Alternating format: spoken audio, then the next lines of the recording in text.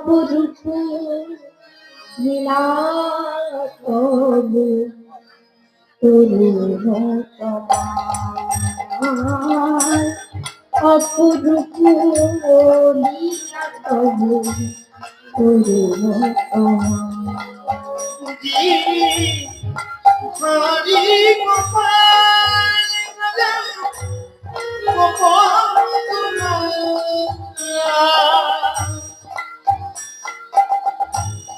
অপূর্ব বিরাট করুণ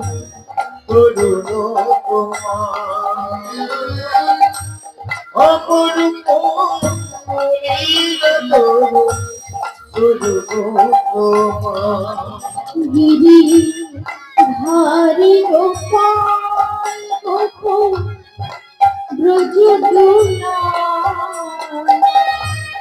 অপরূপ লীলা করুণ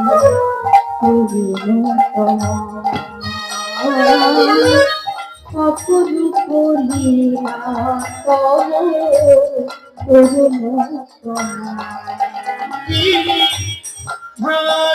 গোপাল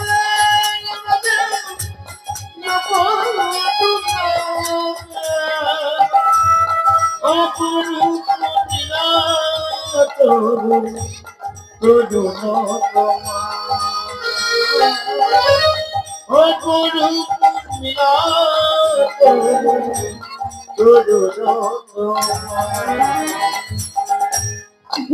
বিশাখার কাছে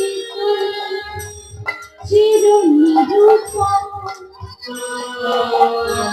নিরাধার হৃদয়ে প্রেমের প্রীতম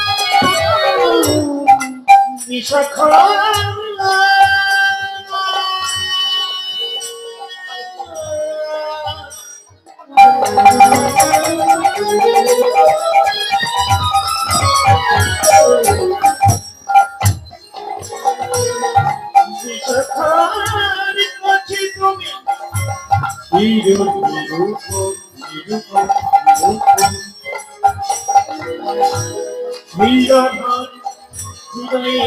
সদা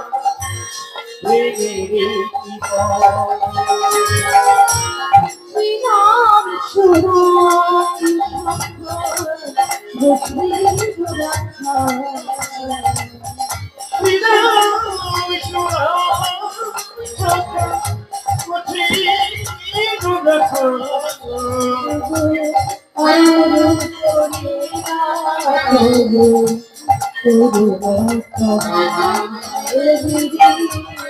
হরি গোপাল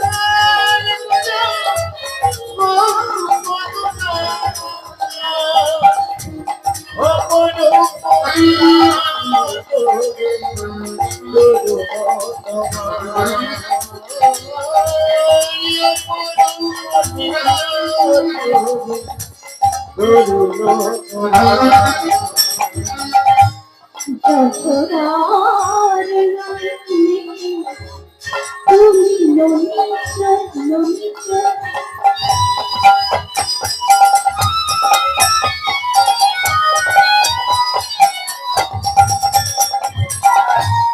নন্দ দোলাল চোখে আনন্দ কিশোর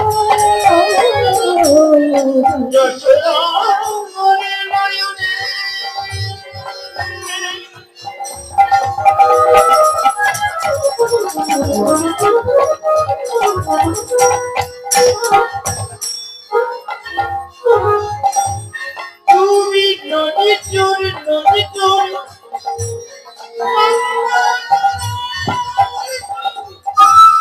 অনন্ত কিশোর গীতার স্বরূপে তুমি জগৎ রাখা গীতাই সরপে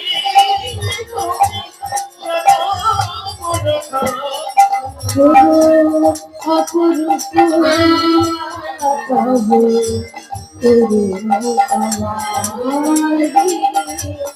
হরি গোপাল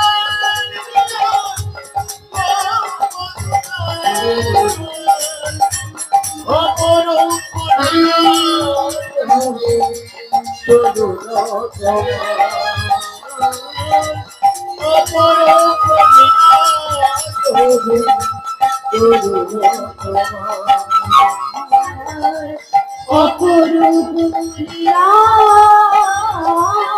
তবু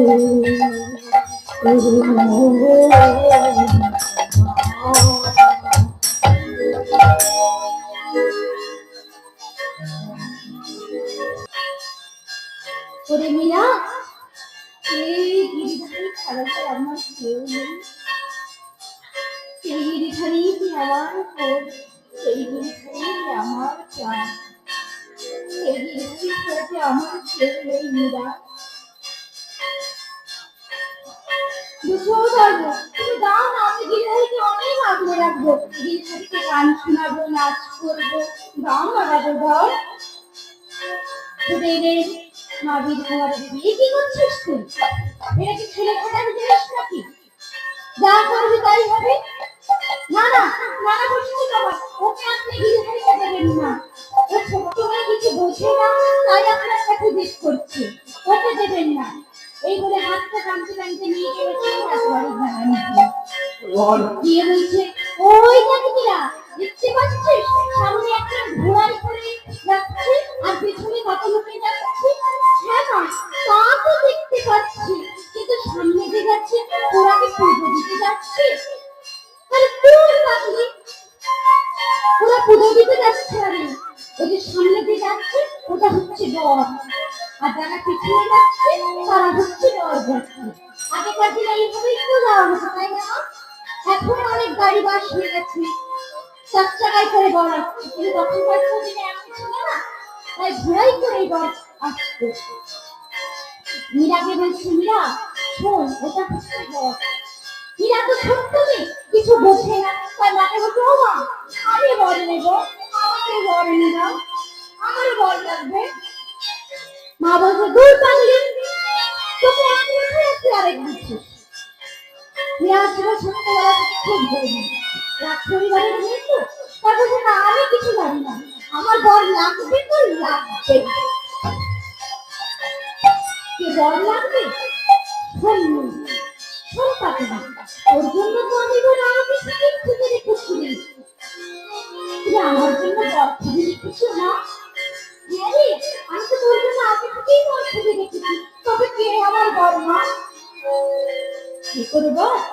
ওই যে দেখবি না, বৈষ্ণব বাবা তাকে সেবা দিচ্ছে, সেই গিরিধারী তো তোর বর রে। কি বলছো মা? ওই গিরিধারী আমার বর? যদি ওই গিরিধারী আমার বর হয়, ওই বৈষ্ণব কেন আমায় দিচ্ছে না? বলো না মা, বলো, ওই বৈষ্ণব বাবার কাছ থেকে আমাকে গিরিধারীকে এনে দাও। আমার গিরিধারীকে লাগবে, আমার বরকে লাগবে। বিষ্ণুরানী দেবী বলছে, শোনেরা, যে তোর বর হবে সে তোর সামনে নিজে থেকেই আসবে, তোকে তাকে ডাকতে হবে না। ভক্তি ভক্তিনন্দনে নারীরা, গোবিন্দ দেবীকে আমরা একটু ভালোবেসে রাখতে পারি, একটু ভালোভাবে রাখতে পারি, গোবিন্দকে আর মানুষে থাকতে পারি। কিন্তু যাকে ডাকার তাকে ডাকতে হবে না। শুধু গোবিন্দের কাছে গিয়ে বললে হবে না যে, হে গোবিন্দ, তোমাকে আমি এত বাতাসা দেবো, আমার ছেলেকে পাশ করিয়ে দাও। হে গোবিন্দ, তোমাকে আমি এত কিছু দেবো, আমার ছেলেকে চাকরি পাইয়ে দাও। তা বললে হবে না, নিজেকে আত্মসমর্পণ করতে হবে। দুবাহু তুলে বলতে হবে, গোবিন্দ, আমার যা কিছু হারিয়ে যায়, সর্বদা যেন তুমি আমার কাছে থেকো, সর্বদা যেন তুমি আমার কাছে থেকো। এইভাবে ডাকলে গোবিন্দ ফিরে আসে। এইভাবে বলি গোবিন্দ ফিরে আসে। তাই বুঝি তোকে তোর বরকে খুঁজতে হবে না, বর ঠিক চলে আসবে, তুই চিন্তা করিস না। ঠিক বলছো মা, আমার বর আমার কাছে আসবে, নিশ্চয়ই আসবে। এই বলে বৈষ্ণব বাবা সেদিন তার গিরিধারীকে নিয়ে তার আশ্রমে ফিরে গেলেন। আশ্রমে গিয়ে সন্ধ্যা আশ্রমে গিয়ে সেবা পূজা করে রাত্রি হয়েছে গিরিধারীকে সেবা দিয়ে বৈষ্ণব স্বয়নে রাখতে হয়েছেন। নিঝুম রাত, সমস্ত কিছু স্তব্ধ। সেই মুহূর্তেই বৈষ্ণব বাবার স্বপ্নে কে যেন বলল, শোন বৎস, আমি তোমার পূজায় প্রসন্ন হয়েছি, আমি তোর পূজায় আনন্দ পেয়েছি, কিন্তু আমি যে এখন আমার প্রাণসখী মীরার কাছে যেতে চাই। মীরা সখী মোর মোর তার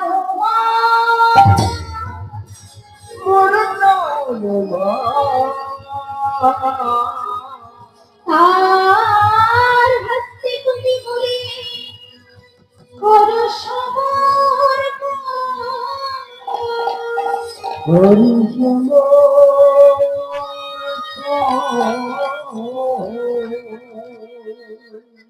আমি আমার সখী হয়েছি, তার হস্তে তুমি আমায় সমর্পণ করো, অচিরাতে তুমি আমায় পাবে, কিন্তু এখন যে আমি আমার প্রাণসখী মীরার কাছে যেতে চাই। বৈষ্ণব বাবা ভেঙে বলছে, প্রভু তুমি যে ছাড়া আমার কেউ নেই প্রভু, আমি যে তোমাকে কাউকে দিতে পারবো না প্রভু। তুমি কি জানো না প্রভু, তুমি ছাড়া আমার কেউ নেই।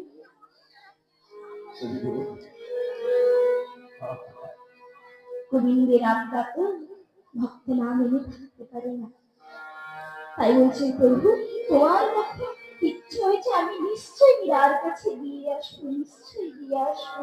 এই বলে পরের দিন সূর্য উদয় করে গিরিধারীকে নিয়ে চলে গেলে সেই মীরার কাছে। রাজবাড়ির দরবারে এসে যেই উপস্থিত হয়েছে, মীরা দূর থেকে লক্ষ্য করেছে বৈষ্ণব বাবা এসেছে, তাই ছুটে ছুটে গিয়ে বলছে, ও দাদু তুমি আবার এসেছো? হ্যাঁ রে মা, আমি আবার এসেছি। দাদু এবার তো তোমার গিরিধারীকে দাও, এবার তো দাও। দাদু বলছে, বৈষ্ণব বাবা বলছে, ওরে মীরা, তোকে তো গিরিধারীকে দিতেই এসেছি, এই গিরিধারী তো তোরই রে। ছুটে এলে মা গিরিধারী, বৈষ্ণব বাবা এ কি করছেন আপনি? ও ছোট্ট মেয়ে, ও কিছু বোঝে না, কিন্তু আপনি তো বোঝেন। ও কিছু জানে না, বৈষ্ণব বাবা ওকে গিরিধারীকে দেবেন না, বৈষ্ণব বাবা ওকে গিরিধারীকে দেবেন না। বৈষ্ণব বাবা থমকে গেলেন, বলছে, ও কিছু বুঝে না, ও কিছু জানে না, তবে শোন বলছি মা, ও যা জানে আমি জানি না, ও যা বুঝে আমি বুঝি না, ও যা কিছু জানে না আমি জানি না।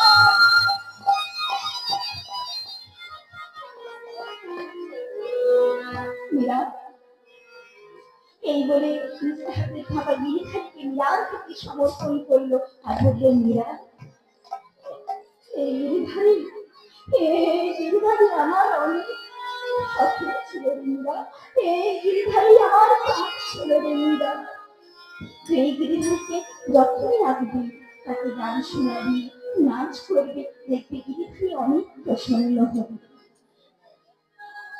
এইদিকে মীরা গিরিধারীকে পেয়ে অনেক আনন্দ পেয়েছে, প্রতিদিনের ন্যায় গোবিন্দকে সেবা দিচ্ছে।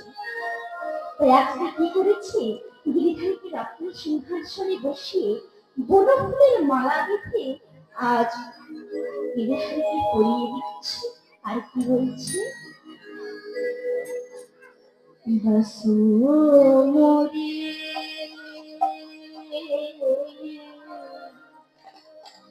বসো মোরে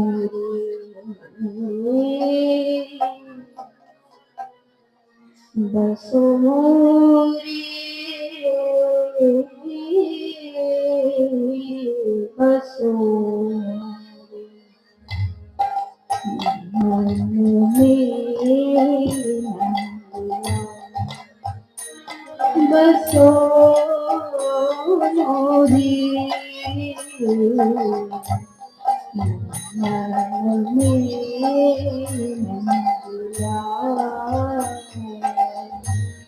बसो मोरी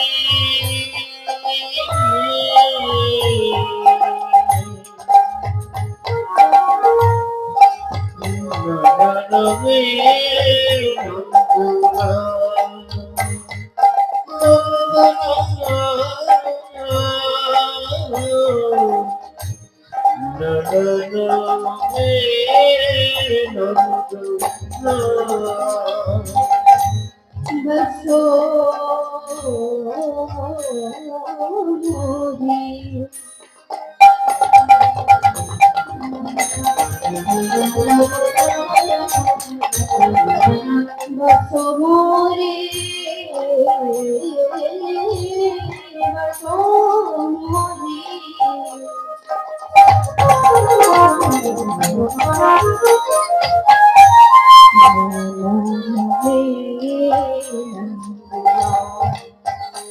बसो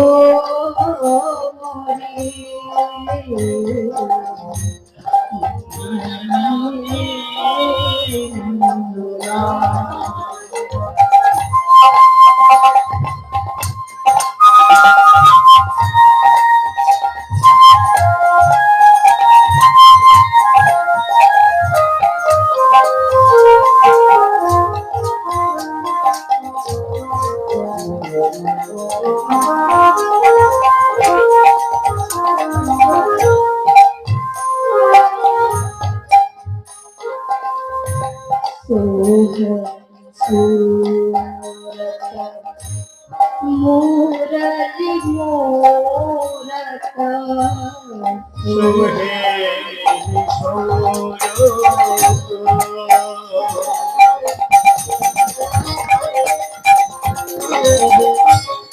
गली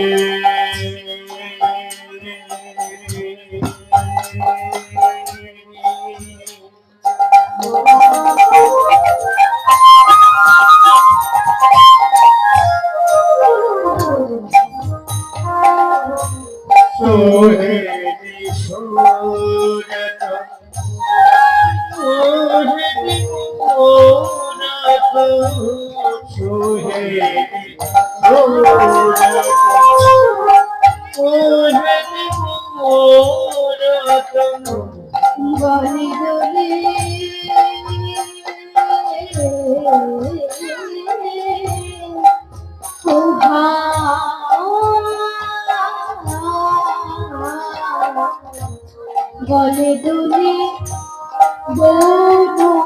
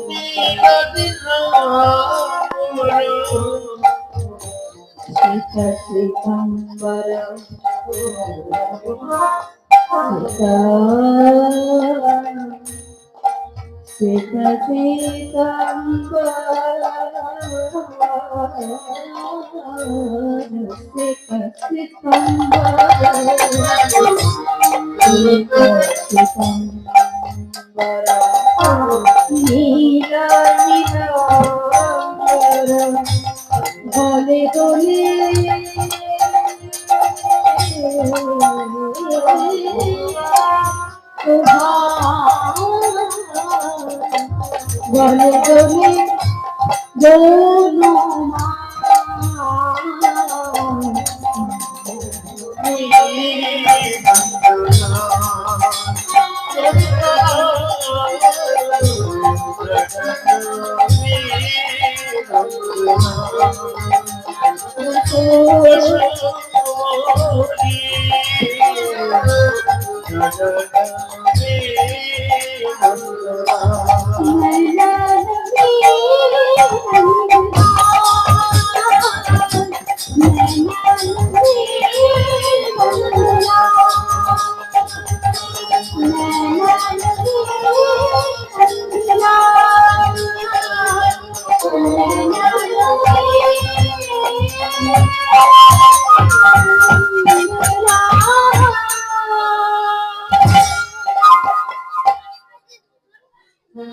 মেয়েরা এইভাবে প্রত্যেক দিনে নেয়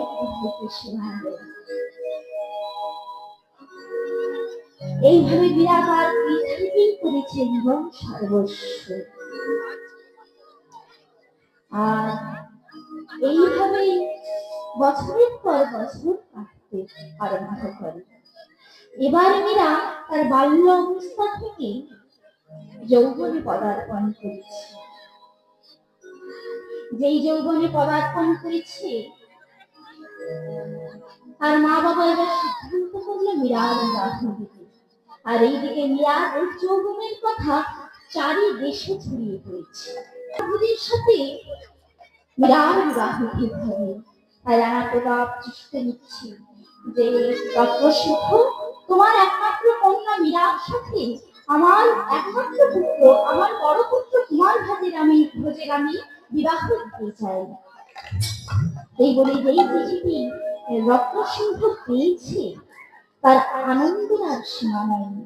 তার স্ত্রীকে রাখছে, ওগো ওগো শুনছো? আর কোন স্বামী যদি কোনো আনন্দের খবর পায় সবার আগে কাকে খবর দেয় গো মা? তার স্ত্রীকে, তাই তো? তাই যেই তার স্বামী আনন্দের খবরটা পেয়েছে তার স্ত্রীকে গিয়ে খবর দিয়েছে। আর তার স্ত্রী রাখছে, মীরা শোন না মীরা, শোন, আমাদের আর কোনো দুঃখ কষ্ট নেই, তুই যে রানী হবি, তুই যে বিমানের রানী হবি।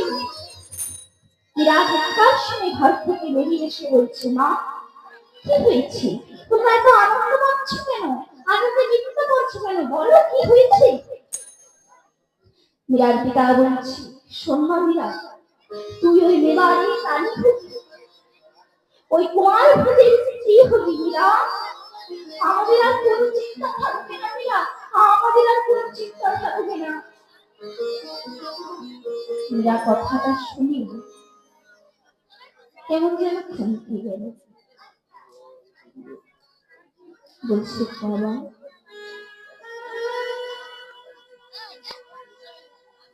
আমার যে বিয়ে হয়ে গেছে, আমার যে বিয়ে হয়ে গেছে বাবা, আমি যে আর বিবাহ করতে পারবো না। রত্নসিংহ বলছে, কি বলছিস? ওগো শুনছো? তোমার মেয়েকে বুঝাও, কি উল্টো পাল্টা বলছে। তার নামে বিয়ে হয়ে গেছে। মাতা বিদ্যুৎ দেবী বলছে, মীরা কি তুই বলছিস? ওর বিয়ে হলো আমার কবে? মীরা বলছে, মা তুমি না বলেছিলে, ওই গিরিধারী আমার স্বামী। সেই দিন থেকে যে ওই গিরিধারীকে আমার স্বামী কেটেছে, ওই গিরিধারীকে যে আমার জীবনে কেটেছে, ওই গিরিধারী ছাড়াতে আমি কাউকে বিবাহ করতে পারবো না।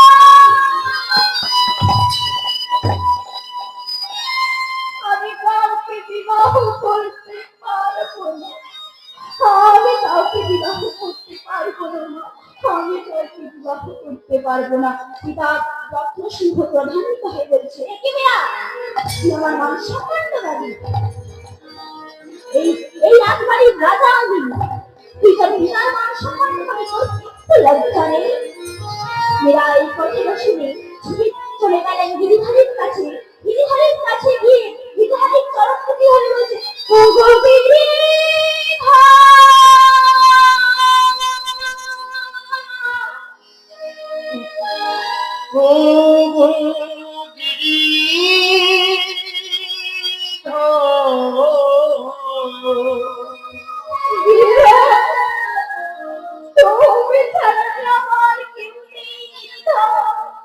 তুমি আমার জীবন, তুমি আমার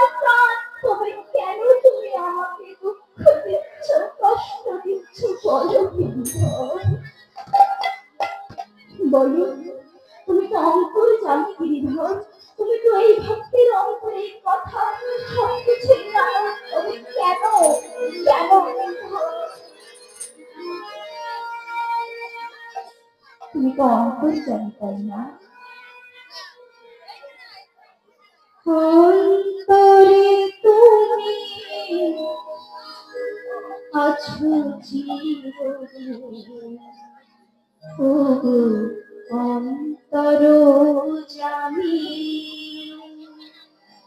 অঙ্গনে তুমি আছো চিরদিন, ওগো অন্তর জানি।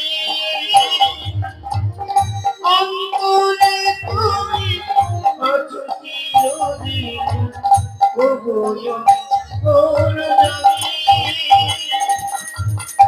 অন্তরে তুমি আছো চিরদিন, ওগো অন্তর জানি।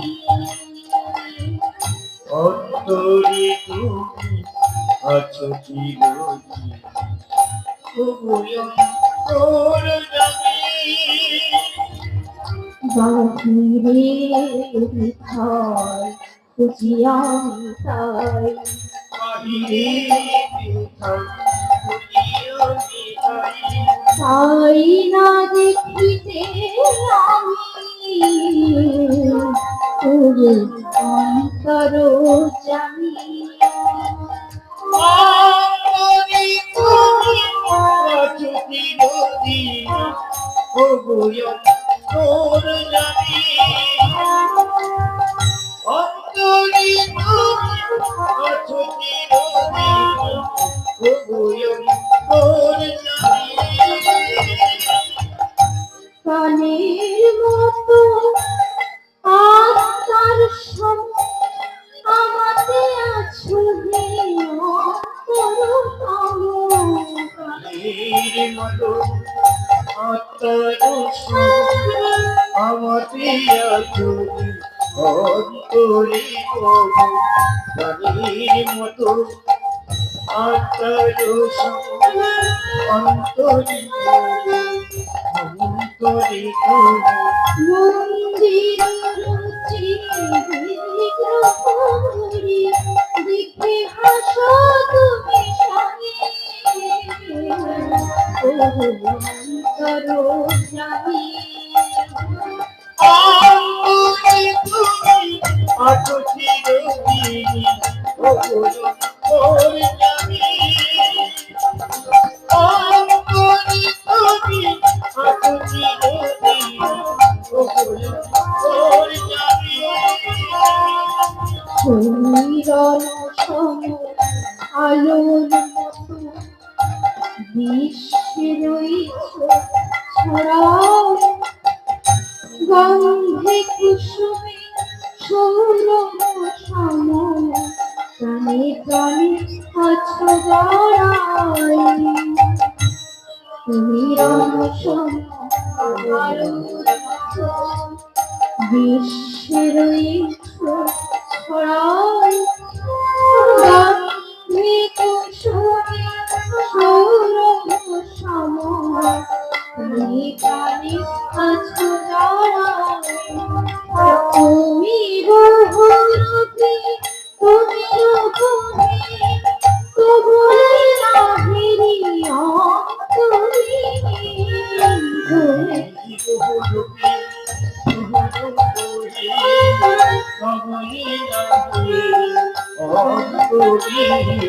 কমলো চুরি খেলা সহচরি, আমি যে দেবাসো জানি, ওরে অন্তর জানি। অন্তরে তুমি আছো চিরদিন, ওগো অন্তর জানি।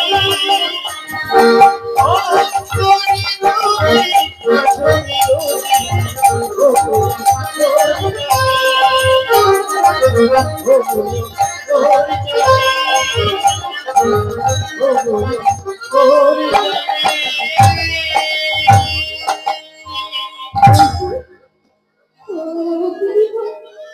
আমি তোমাকে থাকতে পারবো না আমি যে তোমাকে ছাড়া থাকতে পারবো না।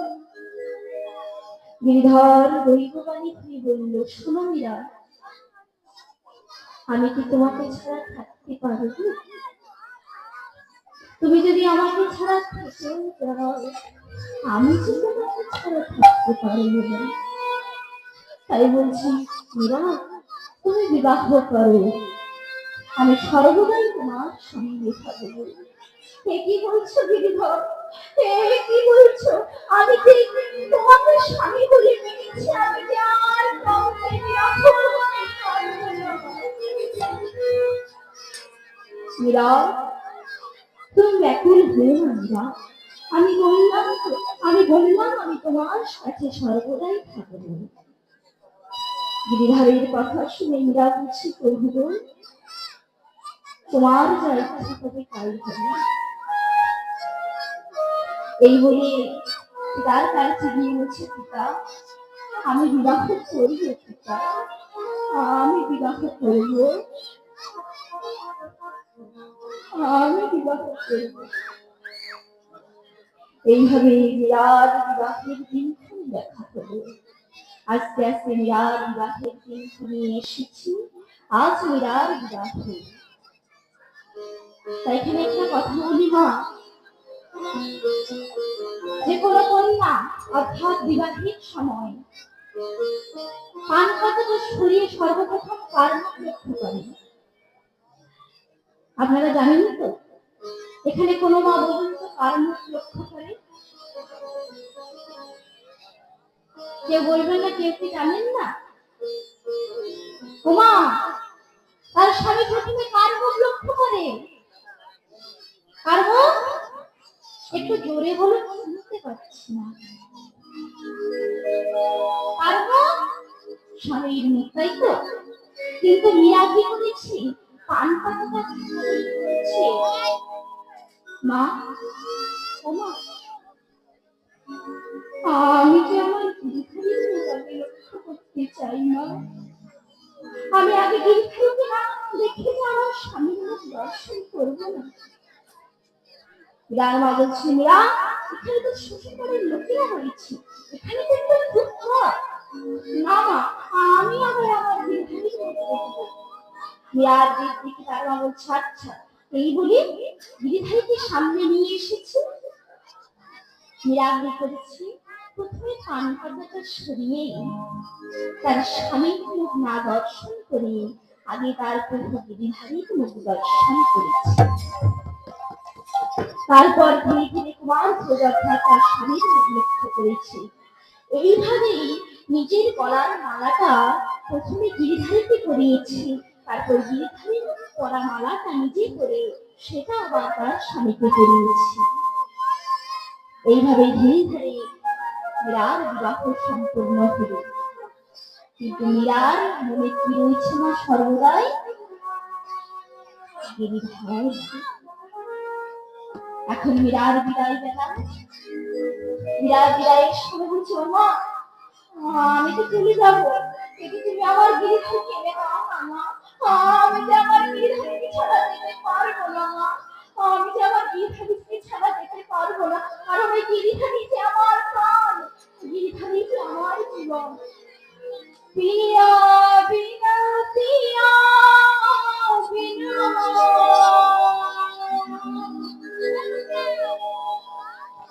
पिया बिना रैन ना जाए,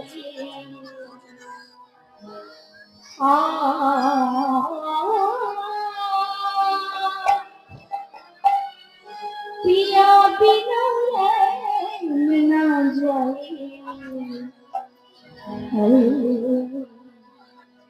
तन मन मेरा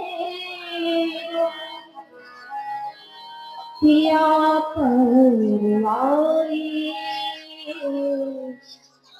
बार बार बलि जाओ।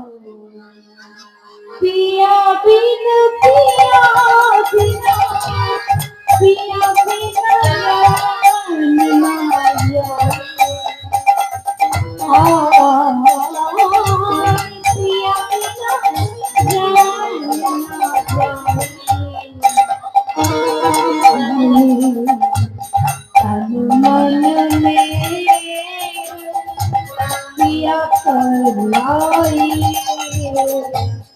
बार बार बढ़ जाओ। प्रिया बिना प्रिया बिना प्रिया बिना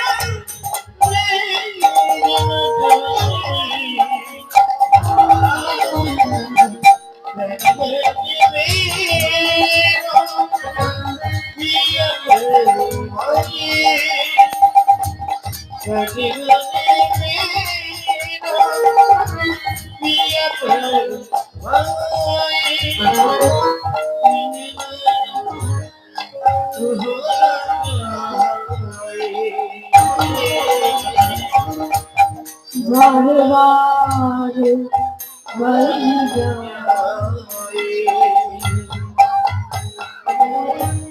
निखरी न हो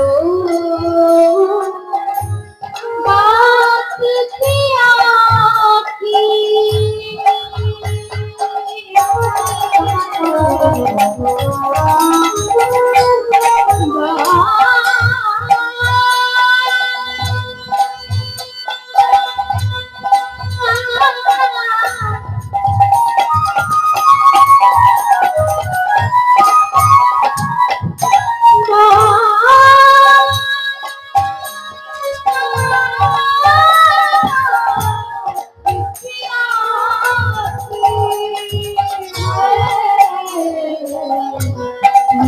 बिना जो बात किया की कब्र में गिरा।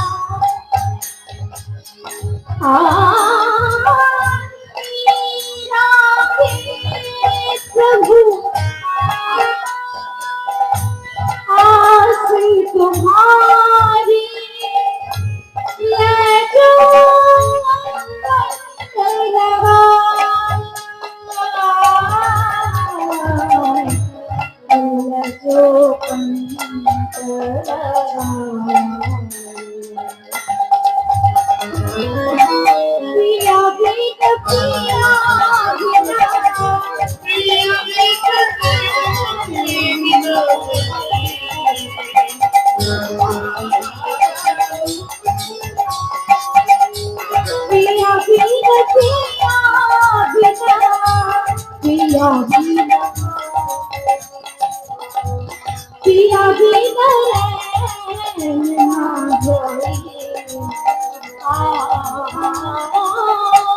पिया बिना ना जोई। मन में पिया करना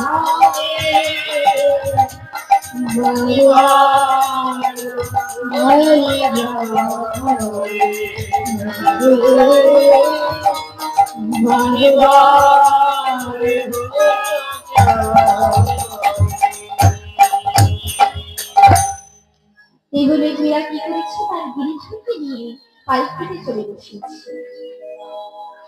জয়িতার ওই দিককার মায়েদেরকে বলছে, মা এখানে এতটা আসন ফাঁকা রয়েছে, আপনারা দাঁড়িয়ে আছেন কেন? ভয় লাগছে? আপনাদের ভয় লাগছে?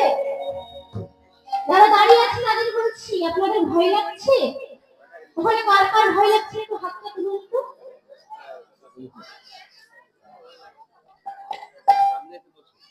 বলছে মা একটু সামনে এসে বসুন না, তাহলে আমারও পরিবেশ করতে ভালো লাগবে আর আপনাদেরও শুনতে ভালো লাগবে, তাই তো? জয়িতা তাই এবার কি করেছে, গিরিধারীকে নিয়ে পালকিতে এসে বসেছে।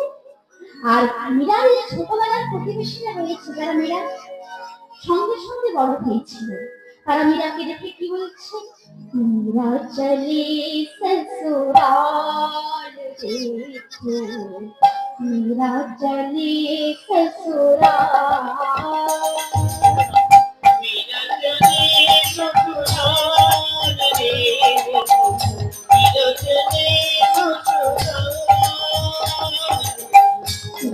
चले ससुराल देखो, चले ससुराल। चले ससुराल देखो,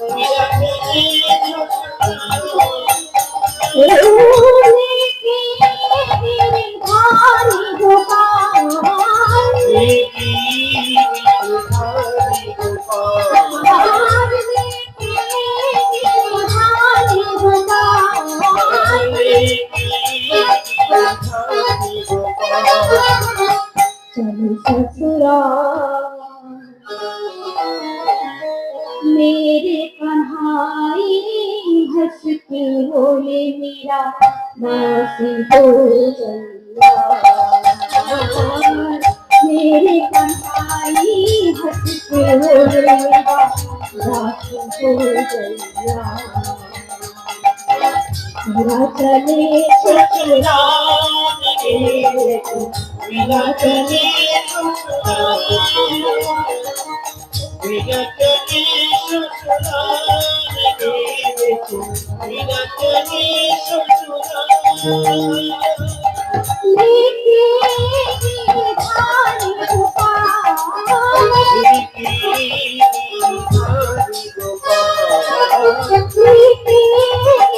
धारी गोपाल चले